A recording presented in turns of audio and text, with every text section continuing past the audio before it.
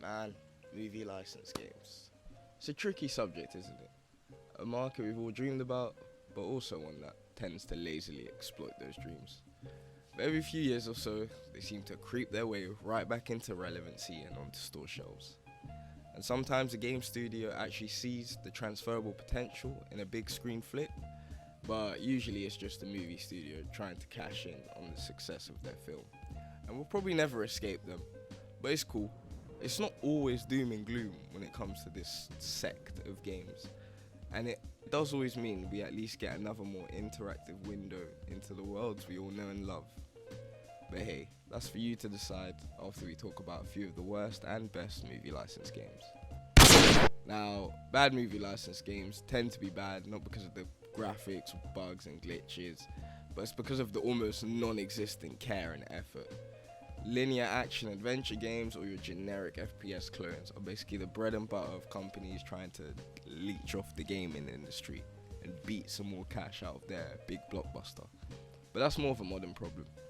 For our first game, we're throwing it all the way back to 1982. The year of severe recession in the US, the Falkland War, and Michael Jackson's Thriller. And one other small little indie film you may have heard of, E.T., debuts in June.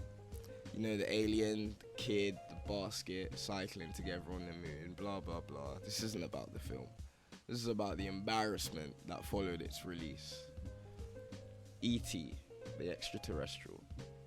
So it was released for the Atari 2600, an ancient video game console, which is barely a video game console, just blots of color on your screen. But E.T. was a special kind of bad.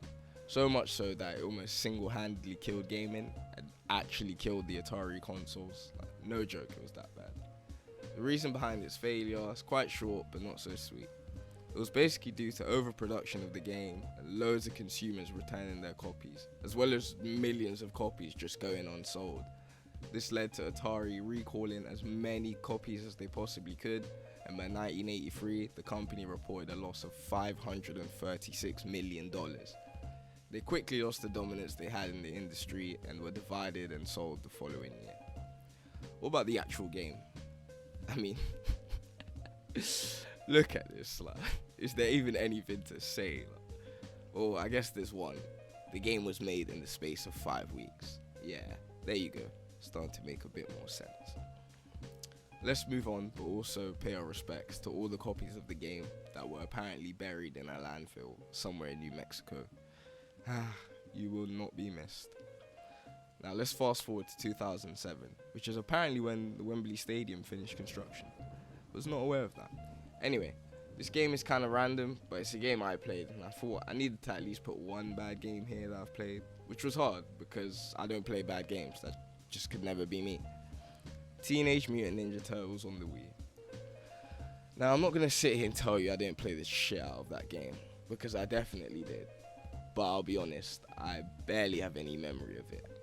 That's not completely true. I do remember being stuck at some waterfall that I could never jump past for some reason, but whatever. The game wasn't terrible, even for reviews for it at the time were fairly mixed, but the reason this is on the list is because the Turtles were veterans when it came to being in licensed video games. There were plenty of great TMNT games in the past, and they even forced competitors to consider making their own games based on a group of edgy talking animals. But the quality of the games in the last 2 decades have been on this steep decline, to the point where turtle games are becoming seriously forgettable, alongside their movies to be honest, and I don't really see them coming back from the corporate beating they've been taking.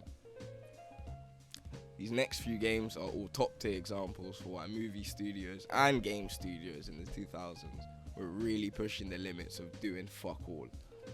Now, I haven't played any of them because, again, I don't play bad games, and why would I? They're all terrible. So if you want an in-depth but also hilarious reviews on them, I'll leave links to the channel I'm borrowing some of these clips from. The name's Angry Joe. He does really cool reviews on a bunch of stuff, and obviously doesn't need this shout out, but here it is anyway. Go check him out. Rambo, the video game. Iron Man 2, the video game. Battleships, the video game. Are you sensing a pattern? No, it's the giant bold letters right on the front of the cover. No subtitle, no original unique name, just Rambo in big capital letters to trick poor unsuspecting casuals into thinking they're gonna get pretty much the same experience they got at the movies. But now it's a video game, so it's even better. It has to be fun. No, wrong. Rambo is literally an on-rail shooter. An on-rail shooter in 2014. What the actual fuck? Iron Man 2 has no co-op, which makes no sense considering the movie's plot. And battleships. This one's really special. I recommend just watching the angry review. I want to laugh just thinking about it. Here's a clip. Hey, I got a question. What do you do when you can't lip sync people's voiceovers to their mouths? Or you're too lazy to do it? Cover everyone's face in the game like this! Everybody! Mathis, where the hell you been? You're supposed to be an explosive ordnance disposal tech. The scrambler's inside. Reloading here! And the Chesapeake and Adams can offer gunfire support, but we... Vanilla mission briefing voiceovers, which task you every single time with this. Set satchel charges on enemy scramblers so that you can unlock support positions for your fleet offshore. Every mission! Every mission! Your first objective is to disable or destroy it. We must secure the beachhead and take out any jamming devices we find. Appears to be the source of a massive weather emitter that's preventing the Reagan from launching our fighter jets. Do you know what that's like the whole way through on a $60? There's so many more I didn't mention, of course, but again, most of them I fortunately haven't played. And here's some honorable mentions that Joe has reviewed. Thor, God of Thunder. However, the rest of it is gonna go kind of like this. I go all day. All day. I know, Joe, I know. Star Wars Connect.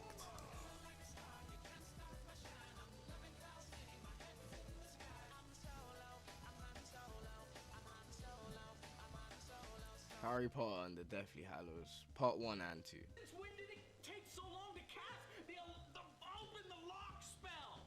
You are the worst witch ever. God, hurry up! Now we're moving on to good movie licensed games. Yes, they exist. Took some time, but we finally got there. And once again, we're gonna fly all the way back to 1997. Wow, 1997 was not a nice year. Well, wait, let me not speak too soon. Tamagotchis were released. GoldenEye 007. Now this game was a goddamn masterpiece, and I wasn't even a concept at the time. But I did play it the following years on a dusty N64 that my cousin owned. And some mad wrestling game where me and my cousin played as these ninjas. Don't ask me why, they were ninjas, and of course we picked them. Now in GoldenEye's case, there were plenty of things people were praising when it dropped. The visuals, the gameplay depth, the mission variety, but the true winner was the multiplayer mode, which ended up in the game as a last minute decision, a very smart one, and a month before release. A bunch of levels and game modes just meant endless hours of split screen fun. Mind you, on like 5-inch split screens, but by God it was fun. Unless your friend decided to pick Odd Job. You guys know who you are. Not to mention a plethora of cheats to mess with the game and just make it that little bit more chaotic and fun. Okay, we're kind of running out of time on my motivation to finish this video, so let's move on to the next game, which may be a little bit more relatable for my audience. LOL, audience. Lego Star Wars. Alright, settle down. We all knew this banger was gonna make it on the list. And honestly, the fact that it's the Lego version only makes it better. All the Lego games just have that amazing charm and wit to them. It's like Lego itself, like they're kind of fun no matter your age. The gameplay is simple and the puzzles drive you and your co-op partner to actually work together instead of constantly killing each other. And also co-op, come on. Star Wars is a world that's so refined that all its scores, sound designs and its story just translates perfectly into a game when you get it right. The lasers zooming past you, the clashes of the lightsaber, you can't go wrong. Like, it's such strong source material. It's kind of similar with the other franchises Lego borrows, but I feel like Star Wars stands above them for being the first and also the most fun without being the most over the top like the Lego Marvel games. I used to play this game almost every day after school with my neighbor. It was practically ingrained into my daily routine. Sitting in class, think about the next level or the boss fight we'd be doing that day. Man, I hate growing up. Anyway, finally, a game that pretty much pioneered the movement of actually putting in effort into movie license games. One that I've never played or seen the movie, but it really does deserve the mention. Alien Isolation. Now, this is what we call in the game world a perfect adaptation. The developers actually thought about how the Alien movie would accurately translate into a video game instead of defaulting to first-person shooter, and a masterful survival horror game was born. One that honestly I was interested in at the time, but it was slightly just too terrifying. I'm not trying to be isolated on a creepy abandoned spacecraft being stalked by a fucking xenomorph with pretty much nothing to defend yourself for the first however many hours. But having not played it, I can't even do it justice, so I'll discuss some of the reasons why it's so critically acclaimed and then get on to why it's on this list in the first place. Firstly, the sound and level design.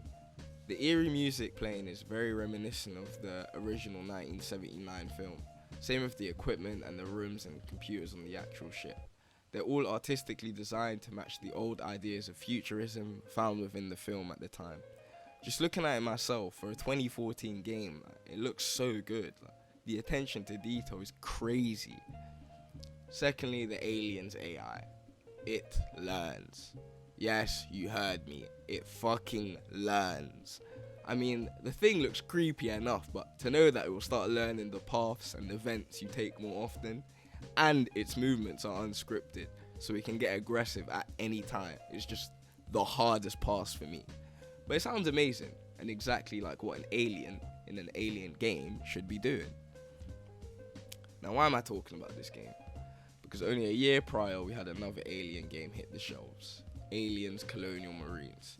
And take a wild guess at what genre this game was. That's right, a first-person shooter. What a fucking surprise. Now, this game was highly looked forward to by fans of the movie and fans of games alike. But when it was released, it was a colossal disappointment. Ridiculous bugs, messing with actual plot pieces of the movie, and to make things worse, it was made part of the official canon of the series. Oh, and the aliens. Yeah, it was a mess, which was disappointing because it was developed by Gearbox, the champions of the looter shooter genre, with their game Borderlands. But I guess that's why they felt they needed to stick to what they know. But on the other hand, Isolations was made by Creative Assembly, a studio that specializes in strategy games. So in Colonial Marines' case, it's the same as the rest of the bad games I mentioned. Poor effort, and probably some inhumane time constraints if we're being real. I guess the lesson here is stop being so lazy and restricted with movie license games. You're given the world alongside its characters, the lore, and the rules. All you have to do is try and make a good adaptation of that world. Of course, it's easier said than done, but the business practices behind these games and the consistent patterns of how they end up on the bad list is a little telling of what's going on the top floor. Anyway, I hope you enjoyed this little chat. I'm just glad I actually got it done after literal months. Whatever. I'll see you in the next one in a bit.